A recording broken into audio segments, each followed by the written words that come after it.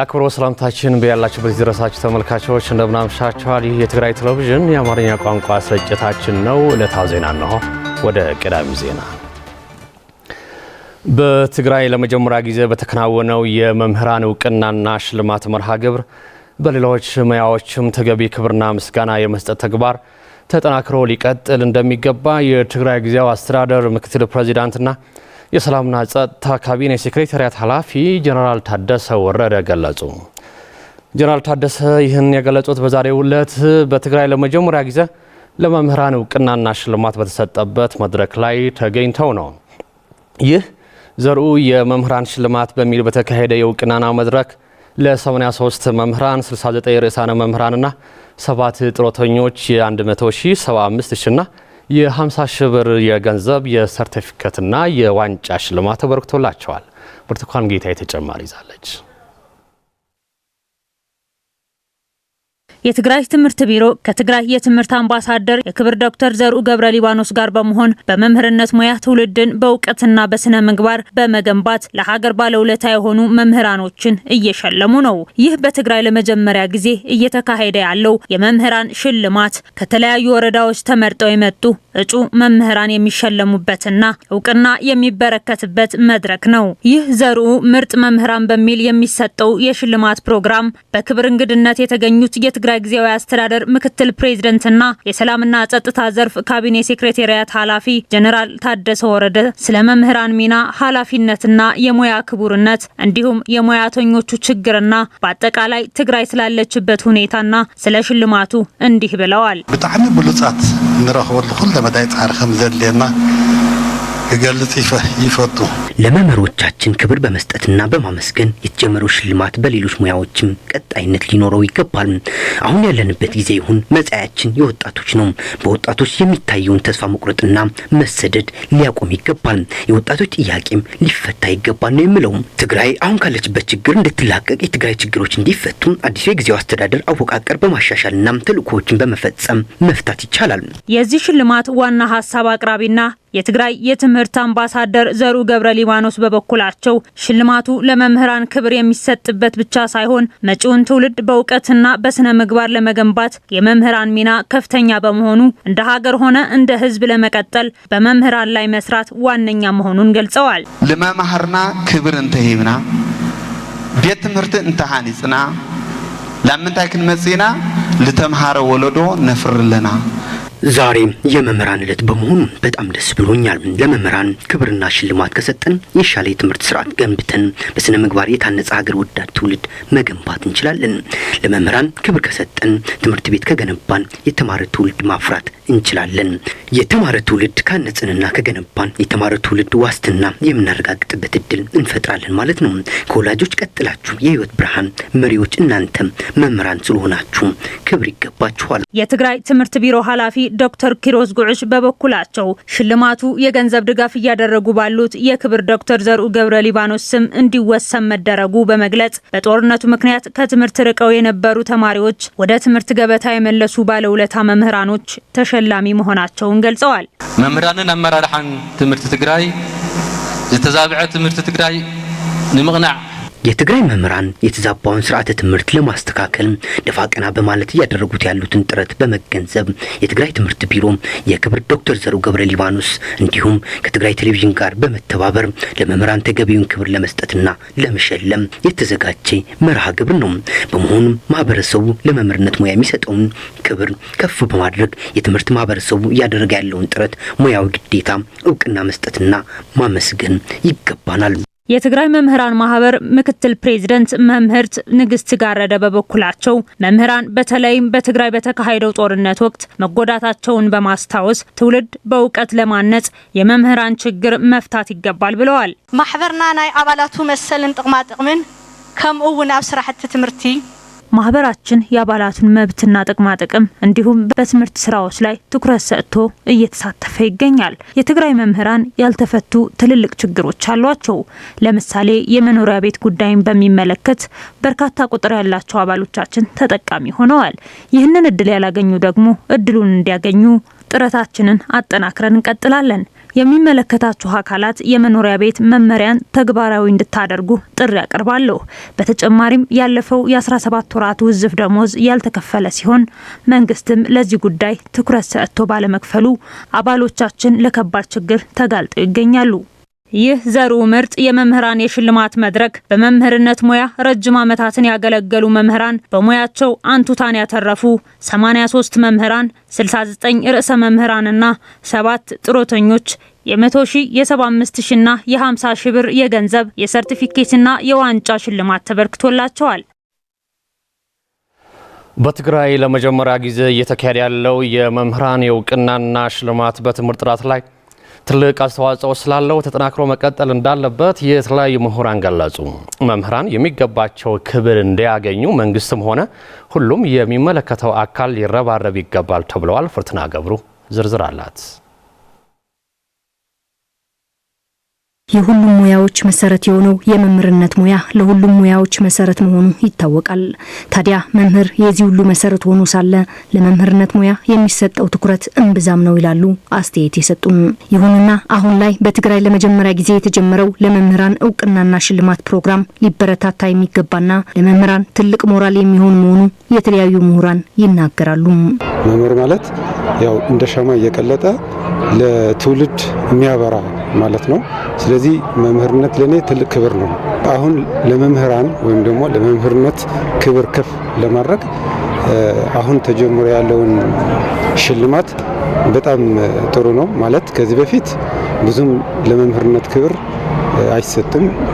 ሽልማት፣ መበረታቻ ይሄን ሁሉ አልተለመደም። አሁን ግን ከአሁን ጀምሮ ለመምህርነት ያለውን ክብር ሽልማቱ በጣም ለመምህራን የሚያበረታታ ነው። ለቀጣይ ደግሞ መምህር ሙያውን አክብሮ ጥሩ ስራ እንዲሰራ ያደርጋል። እዚህ አይነት ፕሮግራም መጀመሩ በጣም ደስ ይላል። ያው መምህር ማለት ለኔ ለሁሉ መሰረት ነው ማለት እችላለሁ። ምክንያቱም ያለ መምህር እዚህ ያለሁትም በመምህር ነው ማለት ነው። ሁሉም መሰረት መምህር ነው። ስለዚህ እንደዚህ አይነት ፕሮግራም ለመምህር ማበረታታት በጣም ጥሩ አስተዋጽኦ፣ በተለይም የኳሊቲ ኦፍ ኤዱኬሽን ትልቅ አስተዋጽኦ አለው ማለት ነው። ይህ የማበረታቻና የእውቅና ሽልማት መምህራን ትልቅ ኃላፊነትና ሞራል ተሰምቷቸው ሙያቸውን እንዲወዱና የተሻለ ትውልድ እንዲቀርጹ አጋዥ ነው ያሉት አስተያየት ሰጪዎቹም በትምህርት ጥራት ላይም መምህር ሙያውን አክብሮ ትውልድ በማብቃት ረገድ ትልቅ ሚና ይኖረዋል ይላሉ። ክላስ ውስጥ ተማሪዎቹን እንዴት ነው መያዝ ያለባቸው? ያላቸውን የተማሪዎች ባህሪ ይሁን ማለት ትምህርቱን እንዲወዱ የሚያደርግ መምህር ነው ወሳኔ መምህር ነው። እንደገና ምንድነው መደረግ ያለበት? ለመምህር ክብር ሰጥተን የኢኮኖሚ ችግር ከማሰብ ነፃ ሆኖ ተማሪዎችን በትምህርትና ትምህርት ተኮር አድርጎ እንዲያስተምር ይህን ቢደረግ የትምህርት ጥራትም ይሻሻል። እንደዚህ አይነት ለሁሉም አስተማሪ ክብር እንዲኖረው የአዌርነስ ስራም የአድቮኬሲ ስራ መስራት አለብን ይመስለኛል፣ ለኮሚኒቲው ማለት ነው። ስለዚህ ያለ መምህር የሚገኝ ሁሉም ነገር የለም። ስለዚህ መምህር ማበረታታት አለብን በሁሉም መጣይ። ይህ በትግራይ ትምህርት ቢሮና የክብር ዶክተር ዘርኡ ገብረ ሊባኖስ የተጀመረው የመምህራን እውቅናና ሽልማት መንግስት ልዩ ትኩረት እንዲሰጠውና በየዓመቱ ተጠናክሮ እንዲቀጥልም ሌሎች ባለሀብቶችና የሚመለከተው ሁሉም ይህን ሰናይ ተግባር በመደገፍ ተሳትፎ እንዲያደርጉና አጠናክረው እንዲቀጥሉ ጥሪያቸውን አቅርበዋል። መንግስት ከሌሎች አካላቶች ጋር ተባብሮ የሚያደርገውን ይህ የሽልማት ፕሮግራም በሌላም ጊዜ እንደዚህ አጠናክሮ ቢቀጥል ያው ለአገሪቱም ጥሩ ነው፣ ለአስተማሪዎች ማነሻሻም ጥሩ ነው፣ ለትምህርት ጥራቱም ጥሩ ነው፣ ለሁሉም ነገርም ጥሩ ይሆናል ማለት ነው። አሁን ደግሞ በመምህራን ታች ተማሪዎችን የሚቀርጹ መምህራኖችን ሽልማት የማበረታታት ስራ ጀምረዋል። ይሄ ደግሞ ትልቅ ስራ ነው። ለቀጣይ ደግሞ በተጠናከረ መልኩ እንዲሰራ ነው መልእክት። የጤና ባለሙያዎች ህይወታቸውን ሳይሰስቱ ቀን ከሌሊት ለማህበረሰባቸው ያገለገሉ ቢሆንም በመንግስትም ይሁን በሚመለከታቸው አካላት በሚገባው ልክ ክብር እያገኙ እንዳልሆነ ተገለጸ። ይህ የተገለጸው የትግራይ ጤና ባለሙያዎች ማህበር ከተለያዩ የትግራይ ወረዳዎች ከተውጣጡ የጤና ባለሙያዎች ጋር በዛሬው ዕለት ውይይት ባካሄደበት ወቅት ነው። ፍሬህይወት ወልደመድህን ተጨማሪ አላት። የትግራይ የጤና ባለሙያዎች ማህበር ከተለያዩ የትግራይ ወረዳዎች ከተወጣጡ የጤና ባለሙያዎች ጋር በዛሬው ዕለት ውይይት አካሂደዋል። የጤና ባለሙያዎች ህይወታቸውን ሳይሰስቱ ቀን ከሌሊት ለማህበረሰባቸው እያገለገሉ ቢሆንም በመንግስት በኩል በሚገባው ልክ ክብር እያገኙ እንዳልሆነ በመድረኩ ተገልጿል። በመድረኩ ተሳታፊ የነበሩ የጤና ባለሙያዎች በበኩላቸው የጤና ባለሙያዎች የማህበረሰቡን ትልቁን ኃላፊነት ተሸክመው ምንም ነገር ሳይሰስቱ እያገለገሉ ቢሆንም ነገር ግን ለጤና ባለሙያው የሚያስፈልጉና ወቅቱን መሰረት ያደረጉ መሰረታዊ ጥያቄዎች እንደማይመለሱና በዚህም ለከባድ ስነልቦናዊ ጉዳት እየተዳረጉ እንዳለም ተናግረዋል። ጤና ባለሙያው ከመጣን ያው እንደ ኢትዮጵያም ካየን እንደ ትግራይም ካየን ያው ደሞዝ አሁን ካለው የኢኮኖሚ ጉዳይ ተማጣጣኝ አይደለም። የኢትዮጵያ ኢኮኖሚ ደህና በነበረበት ጊዜ የተሰጠ እርከን ነበር። የደሞዝ ለእያንዳንዱ ሙያ የተሰጠ ደሞዝ ነበር። አሁን ካለው የገበያ የኑሮ ውድነት ጉዳይ ግን ስናወዳድረው ጭራሽ በቂ አይደለም።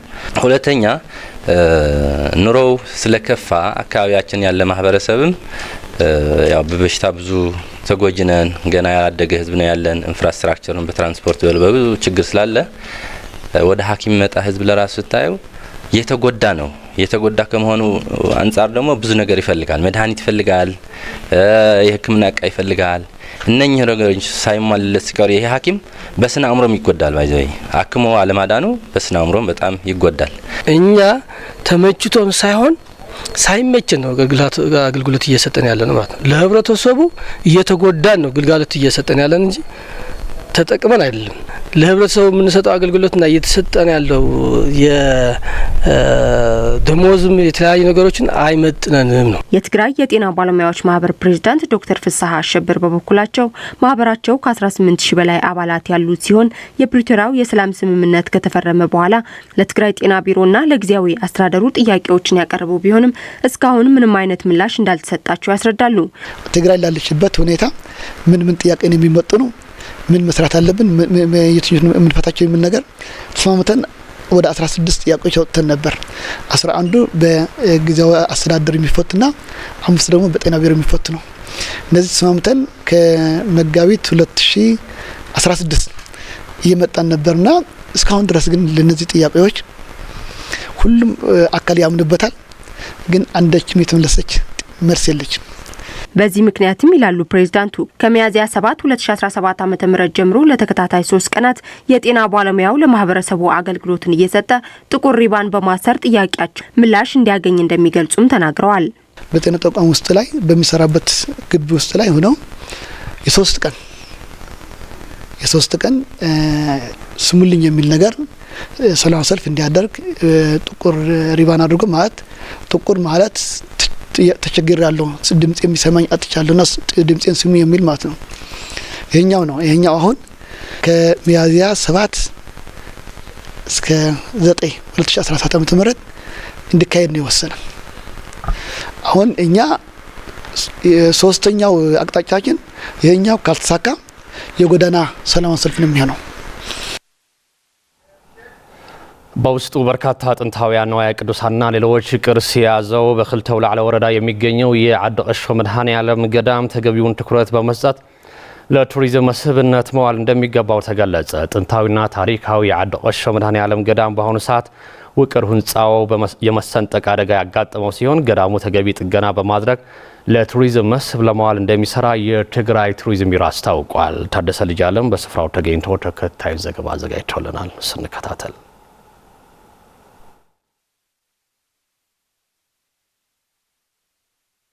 በክልተ አውላዕሎ ወረዳ ከሚገኙ በርካታ ገዳሞች ጥንታዊ ንዋየ ቅዱሳንና ሌሎችም ቅርሶች መገኛ ከሆኑት ዓዲ ቀሾ መድኃኔዓለም ገዳም አንዱ ነው። ታዲያ ይህ ገዳም በአሁኑ ሰዓት የመሰንጠቅ አደጋ ገጥሞት በከባድ አደጋ ውስጥ ወድቆ እንደሚገኝ የትግራይ ቱሪዝም ቢሮ ምክትል ኃላፊ ወይዘሮ ዘነቡ ሐለፎም ይገልጻሉ።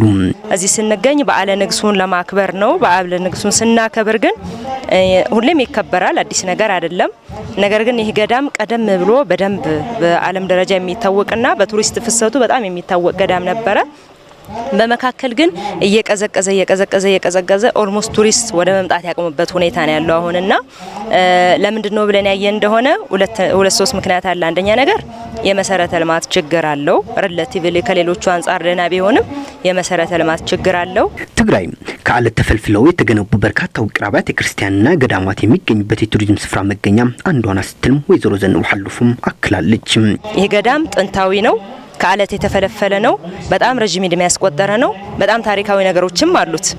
ከዚህም በተጨማሪ ሚዲያዎችን በስፋት እንዳያችሁት የመሬት አቀማመጡ፣ የተፈጥሮ ሀብቱ እና ሁለገብ የምንለው መስህብ ነው። ታሪካዊ ነው፣ ጥንታዊ ነው፣ ተፈጥሯዊም ነው።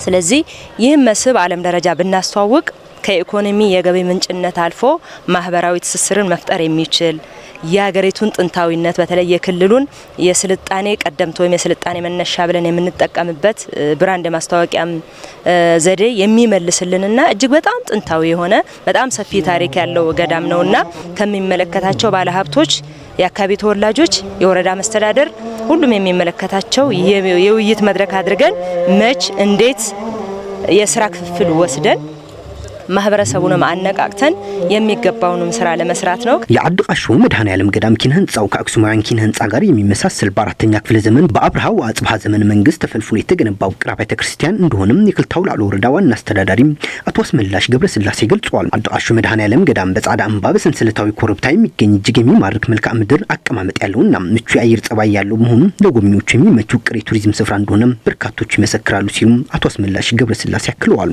የወረዳ አስተዳዳሪው አያይዞ ገዳሙ የመብራትና የመንገድ ችግር ጨምሮ ሌሎች የመሰረተ ልማት ችግሮች እንዲፈቱና ህንጻዎቹ ላይ ያጋጠመውን የመሰንጠቅ አደጋ እንዲጠገና ገዳሙ ከተጋረጠው ችግር እንዲታደጉት ጥሪ አቅርበዋል። ሕዚ ድማ እቲ ተፈጥሯዊ ውቅር ህንጻ ብላዕልን ብውሽጥን ናይ ምንቅዕ ሓደጋ አጋጢምዎ ምህላዩ በትግራይ ደረጃ ካሉ አበይት በዓላት አንዱ ውቁር አብያተ ክርስቲያናት መድኃኔዓለም ገዳም አዲ ቃሾ አንዱ ነው። ይህ ገዳም ጥንታዊ ሃይማኖታዊና ተፈጥሯዊ ትውፊቱና ታሪኩን ያልተዋወቀ ገዳም ነው። አሁን እያሳለፍን ያለነው በዓል ምክንያት በማድረግ ገዳሙ አሁን ገጥሞት ካለው አደጋ ለመታደግ ነው። በጄኖሳይዳው ጦርነት ምክንያትም ገዳሞቻችን ከባድ አደጋ አጋጥሟቸዋል። እንደ ምሳሌም አልነጃሺ መስጊድና አማኑኤል ገዳም ማየት ይቻላል። የመድኃኔዓለም ገዳም አዲ ቃሾም ከደረሰበት አደጋ እንዲያገግም ይህ ገዳም ለቱሪዝም መስህብ እንዲውል ከተፈለገ አንደኛና ቁልፍ ስራችን ማድረግ ያለብን ገዳሙ ላይ በጋራ መስራትና መታደግ ስንችል ነው። የውቅር ገዳሙ ውስጣዊና ውጫዊ ክፍሉ አስገራሚ ውብ የኪነ ህንጻ ጥበብ ያረፈበት ስፍራ አካባቢ በትላልቅና በጥቅጥቅ ዛፎች የተከበበ በመሆኑ ብሎም ተፈጥሯዊ ውበቱ እጅግ ማራኪና ምቹ የቱሪዝም መስህብ መሆኑ የተለየ ያደርገዋል። ከዛም ባለፈም ገዳሙ ታምራቱ የሚያስደንቅና ፈዋሽ ጸበሎች ያሉት በምሰሶው ላይ ማር ወተትና ውሃ የሚፈስበት ተአምራዊ ገዳም መሆኑ በዓሉን ለማክበር ያገኘናቸው ምእመናን ምስክርነታቸውን ሰጥተውናል። በጣም ደስ ብሎኛል። የዚህን በረከት ተከፋይ በመሆኔ በጣም ደስ ብሎኛል። ፈዋሽ መሆኑንና በጣም ታምራዊ መሆኑ ጥንታዊ ገዳም ነው፣ ግን ደግሞ ያልተዘመረለት ያልተወራለት ገዳም ነው እና ሁላችንም መጥተን መጎብኘት አለብን። በተለይ ደግሞ በዚህ ሰላም ነው ያለው ሀገራችንና ለዚህ መምጣት ያበቃን ይሄ ሰላም ነውና የኢትዮጵያ ቱሪዝምም ሁላቸውም መጥተው ይህንን ገዳም እንዲያዩት እመሰክራለሁ። ያው ገዳሙ በጣም ጥንታዊና የቆየ ነው፣ ግን ደግሞ በጣም ትልቅ ታምራት ነው ያለው። ያው ኢቭን ማህሌት ሲቆሙ ወተትና ማር ይፈልቃል ከገዳሙ እና እሱን ፈዋሽ ነው። እናቴ ራሱ እዚህ መጣ ነው የዳነችውና እሱን ለማየት ባይኔ ነው የመጣሁት። መስሪቱ ማዕሪጉ ሰናይ ሰላም ወላድ ሐቂሳ መንእሰይ ከምጠሉ ሰናይ ሰላም ይሃበና እዚህ ክብር ቦታ ተገኝተን ክብረ በዓሉን በድምቀት እያከበርን እንገኛለን። ክብረ በዓሉን ከማሳለፍ ባለፈ ገዳሙ ጋር ያለው ጸጋ ወደ ጥቅም በመቀየር ማህበረሰቡ ተጠቃሚ የሚሆንበት እድል ልንፈጥር ይገባል። አንጻራዊ ሰላም ስላለ እዚህ ገዳም በመምጣቴ በጣም ደስ ብሎኛል። አሁንም አንድነታችን በማጠናከር ሰላማችንን ልናስቀጥለው ይገባል። በየዓመቱ መጋቢት 27 ቀን በድምቀት የሚከበረው የአዲ ቃሾ መድኃኔዓለም ገዳም ምእመናኖች በተገኙበት በትናንትናው ዕለትም በድምቀት ተከብሮ ውሏል። የአዲ ቃሾ መድኃኔዓለም ገዳም የገጠመውን አደጋ ለመፍታት የሚያስችል የፓናል ውይይትና የመስክ ጉብኝት በትግራይ ባህልና ቱሪዝም ቢሮ አስተባባሪነት ተካሂዷል። የውጭ ዜና አሜሪካ የአሜሪካ የውጭ ጉዳይ ሚኒስትር ማርኮ ሩቢዮ ደቡብ ሱዳን ከአሜሪካ የተባረሩ ዜጎቿን ለመቀበል ዳተኛ በመሆኗ ምክንያት የደቡብ ሱዳን ፓስፖርት ለያዙ የተሰጠ ማንኛውም ቪዛ መሰረዟን አስታወቀች። ሩቢዮ ቅዳሜ ዕለት በሰጡት መግለጫ ሀገራቸው ማንኛውም የደቡብ ሱዳን ዜጋ ወደ አሜሪካ በየትኛው መንገድ እንዳይገባ እንደምታግድ ተናግረዋል። የደቡብ ሱዳን የሽግግር መንግስት ወደ ሀገራቸው የሚመለሱ ዜጎችን በወቅቱ ባለመቀበሉ ለችግሩ ተጠያቂ መሆኑንም ገልጸዋል። ፕሬዚዳንት ዶናልድ ትራምፕ በሚከተሉት አዲሱ የኢሚግሬሽን ፖሊሲ የተነሳ ህገወጥ ስደተኞችን በጅምላ ከሀገር እያስወጡ ነው ያለው የቢቢሲ ዘገባ የደቡብ ሱዳን የሽግግር መንግስት አሜሪካን መጠቀሚያ ማድረግ የሚያቆምበት ጊዜ አሁን ነው ሲሉ ሩቢዮ አስጠንቅቀዋል። አሜሪካም ሆነች ሌሎች ከሀገራቸው የሚያስወጧቸውን ሰዎች ሀገራት ወዲያውኑ መቀበል ይኖርባቸዋል ያሉት ሚኒስትሩ ይህ የአሜሪካ ውሳኔ የተሰማው ደቡብ ሱዳን እንደገና ወደ እርስ በርስ ጦርነት ልትገባ ትችላለች የሚል ስጋት እየጨመረ በመጣበት ወቅት ነው። አሜሪካ በቀጠናው ዳግም ጦርነት ይቀሰቀሳል በሚል ስጋት የካቲት 29 2017 ዓ.ም በደቡብ ሱዳን የድንገተኛ አደጋ ሰራተኞችን ያልሆኑ ዜጎቿ በሙሉ ለቀው እንዲወጡ አዛ እንደነበር የቢቢሲ ዘገባ አስታውሰዋል። ደቡብ ሱዳናውያን ቀደም ሲል በአሜሪካ ጊዜያዊ ከለላ ተሰጥቷቸው ለተወሰነ ጊዜ በሀገሪቱ መቆየት ይችሉ እንደነበር ያስታወሰው ዘገባው አሜሪካ ለደቡብ ሱዳናውያን የሰጠችውን ጊዜያዊ ከለላ ሚያዝያ 25 2017 ዓ.ም ያበቃል ሲል ቢቢሲ ዘግቧል።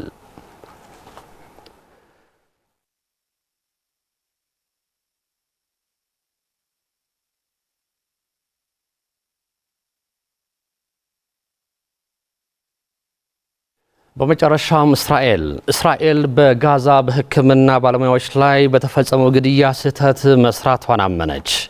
የእስራኤል ጦር ወታደሮቹ በደቡባዊ ጋዛ መጋቢት 14 2017 ዓ.ም በ15 የአደጋ ጊዜ ሰራተኞች ግድያ ላይ ስህተት መስራታቸውን አምነዋል። የፍልስጤም ቀይ ጨረቃ ማህበር አምቡላንሶች የተባበሩት መንግስታት ድርጅትና የእሳት አደጋ መኪና በራፉሃ አቅራቢያ በእስራኤል ጦር የተኩስ ሩምታ ተከፍቶባቸው 15 የአደጋ ጊዜ ሰራተኞች መገደላቸውን ይታወቃል። እስራኤል መጀመሪያ ላይ ወታደሮቿ ተኩስ የከፈቱት መኪኖቹ የፊት መብራትና የአምቡላንስ መብራቶችን ሲያበሩ በጨለማ ውስጥ አጠራጣሪ በሆነ መልኩ እየቀረቡ በመምጣታቸው ነው በማለት ማስተባበሏ ይታወሳል። የተባበሩት መንግስታት ድርጅትን ጨምሮ ዓለም አቀፍ ኤጀንሲዎች በወቅቱ ደህንነቱ በተጠበቀ ሁኔታ ወደ አካባቢው ለማለፍ እንዲቻል ባለማድረጋቸው ወይም ትክክለኛውን ቦታ ማመላከት ባለመቻላቸው ሟቾቹ ግድያውን ተፈጽሞ ሳምንት እስኪያልፈው ድረስ መገኘት አልቻለም ብለዋል ዘገባው። በዚህ ሳምንት መጀመሪያ ላይ አንድ በህይወት የተረፈ የድንገተኛ ሕክምና ባለሙያ ለቢቢሲ አምቡላንሶቹ መብራታቸውን አብርተው እንደነበር ባልደረቦቹ ከማንኛውም ታጣቂ ቡድን ጋር ግንኙነት እንዳልነበራቸውም ተናግረዋል። የእስራኤል ጦር የተፈጠረውን ለመረዳት እና ጉዳይን በጥልቅ ለመመርመር ቃል ሲገባ የቀይ ጨረቃና ሌሎች በርካታ ዓለም አቀፍ ድርጅቶች ገለልተኛ ምርመራ እንዲደረግ እየጠየቁ ነው። ዘገባው የቢቢሲ ነው።